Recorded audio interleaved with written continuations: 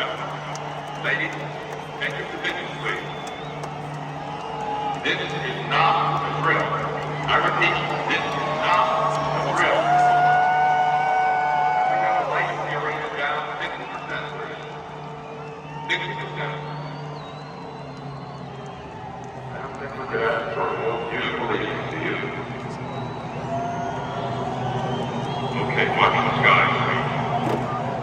We now show uncorrelated targets approaching from the northwest.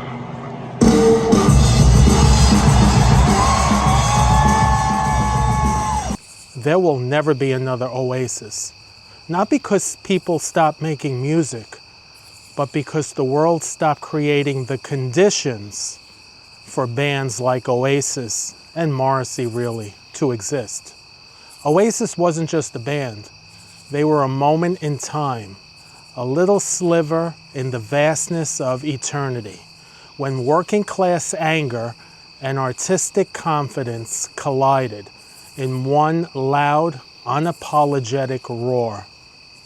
Today, that roar has been replaced by,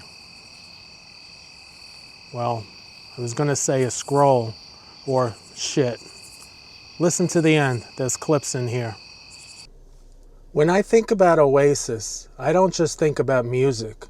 I think of attitude. Two brothers from Manchester who believed they were the best band in the world. And somehow they were. Liam's sneer, Noel's poetry, the swagger. That wasn't arrogance, that was belief. A kind of belief you can only have when you come from nothing and still dare to think you're destined for something great.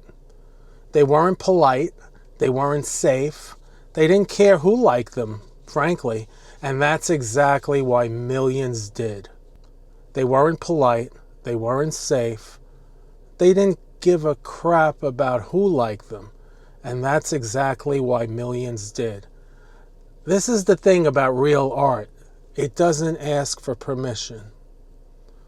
And I'm going to wander off what I had planned to say tonight and talk a little bit about what's going on in the UK.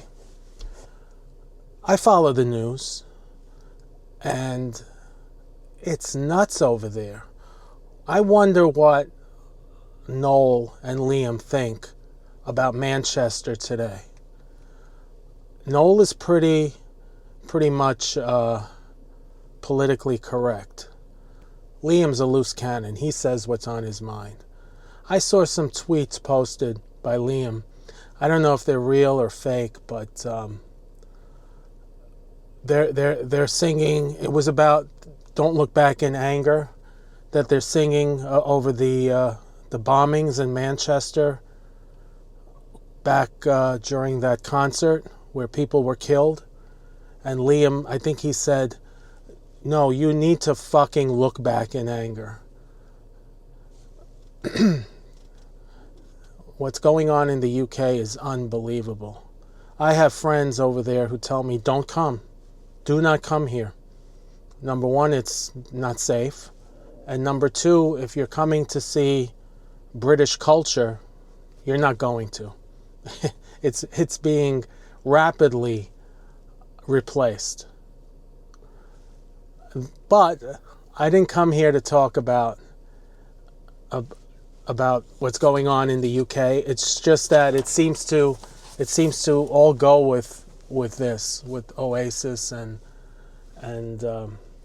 all the all the craziness I see going on there.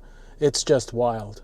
It really is wild, and it's I went to see Morrissey recently and live about 2 weeks ago in New York City, and he said pray for England, and we do need to pray for England, really for the world, but Western civilization is under attack right now. But Oasis, the 90s, it's gone, long gone, and it's not coming back. Not in our lifetimes anyway. The 90s was the last time music really felt dangerous, if you think about it. Then the internet came along, algorithms, endless self-branding, and all the other bullshit. Now every artist sounds the same because they are all the same.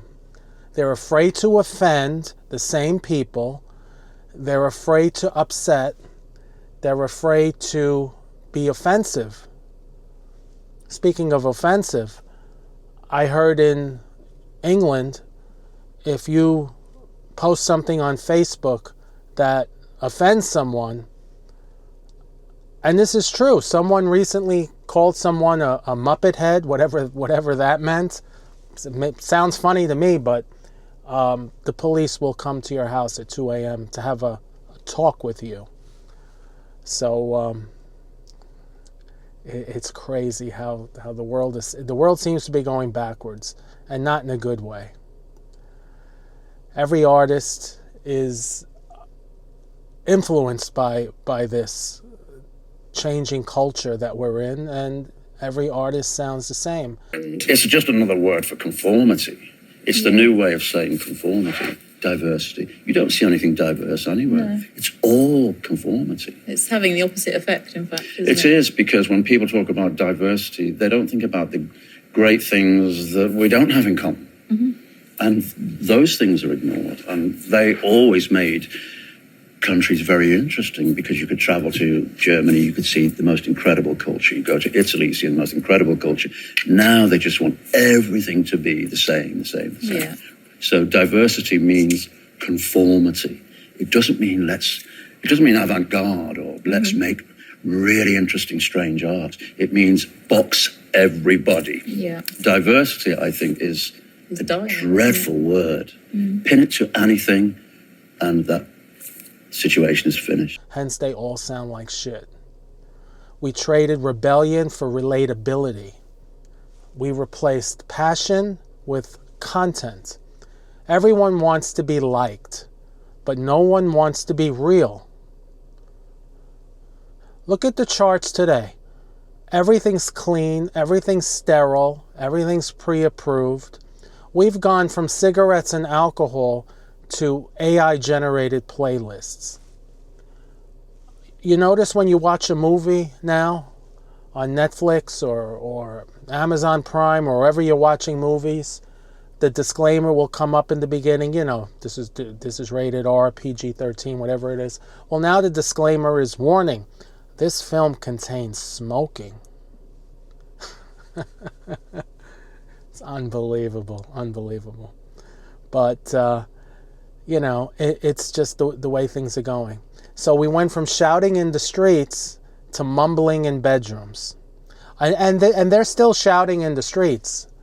They're shouting very bad things about Israel. And I don't want to go in that direction, so I'm not gonna go there. But where is the defiance in music today, in pop music? Where's the defiance? Where's the soul? Where's the danger? Oasis came from a world where the working class still had something to say, and it mattered, and people wanted to listen. Now, the working class is priced out of its own culture. You can't be a rock star when rent's $3,000 a month. It's not just music, by the way, it's the entire Western world. We've become a culture terrified of conviction. Oasis was conviction. They believed in themselves so much it was contagious. Now we believe in nothing. Our artists are influencers. Our thinkers are brands. And we wonder why nothing feels real anymore. Oasis was the last great band because they were the last to believe that being great mattered. What they represented wasn't just rock and roll. It was Western confidence. And when that died, something in us died too.